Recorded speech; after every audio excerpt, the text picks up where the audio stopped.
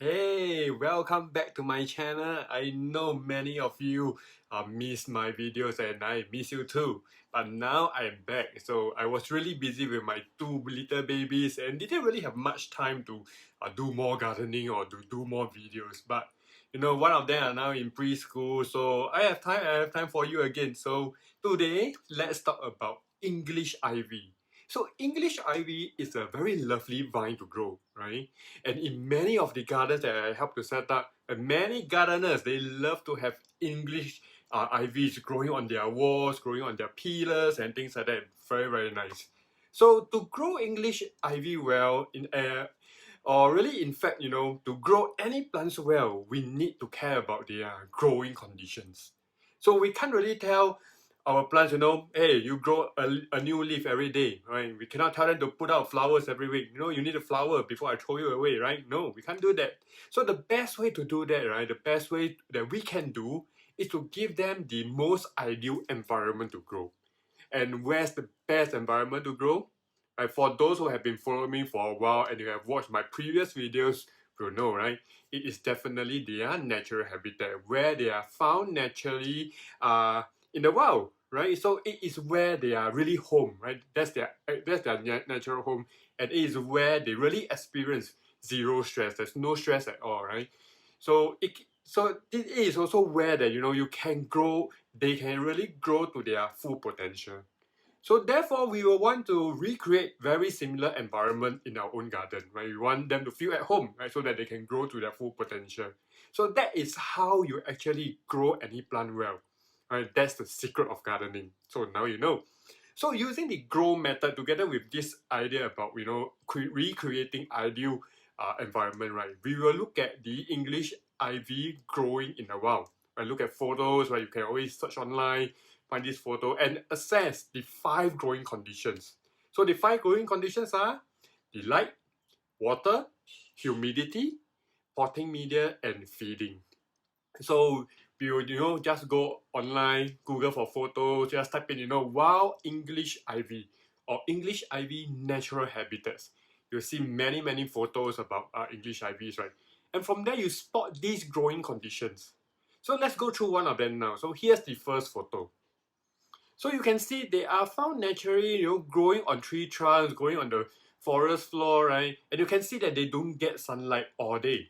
So that means that they can be ideally grown in partial light conditions, right? Meaning that they receive 4 to 6 hours of direct sunlight and throughout the day they just have bright light, right? That's perfectly fine for them.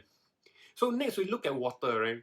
So because they are found under the trees, and if you understand that, right, in very dense forests, we can expect the soil to be moist, right? So if we are growing English ivy at home, so you'll want to keep your soil, your potting media moist as well. So how do you water them, right? So I will probably water them whenever I see the topsoil is dry. So when you touch the topsoil, right, you just dip your finger in and you touch it, it's gritty and dry, then it is time to water. So now let's look at the next growing condition, that will be humidity. So from the photos you can see dense vegetation around, right? And that really means that wind is pretty minimal, will be because the wind are being blocked by the other plants. So but at the same time, if you look at even more photos, you will see that actually they are also doing fine in exposed environment. So I would think that for English ivy, humidity is not really the concern. They are not too fussy about it. But to be safe, I would try to keep humidity slightly higher and avoid growing them in really very windy conditions, right? So find a good spot where in your garden where there's less breeze, there's less wind, there's less exposure, where the humidity can actually fluctuate. So how about potting media? And so if you look at the photos, that can show a bits of soil, right? You can see the soil on the ground. You can see that it's kind of dry and kind of gritty, right? So it really means that it is not really as moist as the rainforest, but it is like quite gritty. So I would say the soil is rather draining and it retains just a small amount of moisture.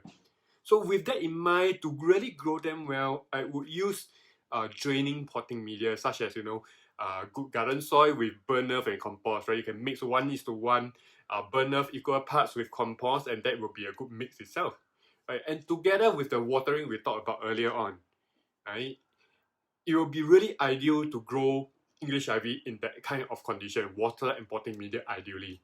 So the last growing condition, and that is feeding. So feeding refers to the use of fertilizers, right? How much you use, what kind of fertilizer you use, right?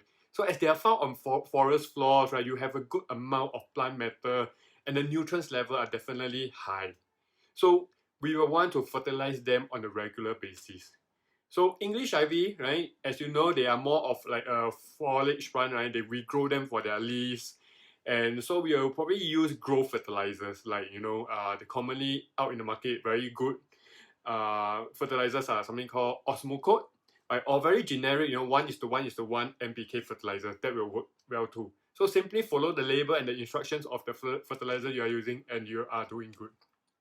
So there you go. That's the five growing conditions using the grow method, right? So English ivy, I think it is a pretty easy to grow plant in most gardens, right? Partial sunlight, 4 to 6 hours of direct sunlight.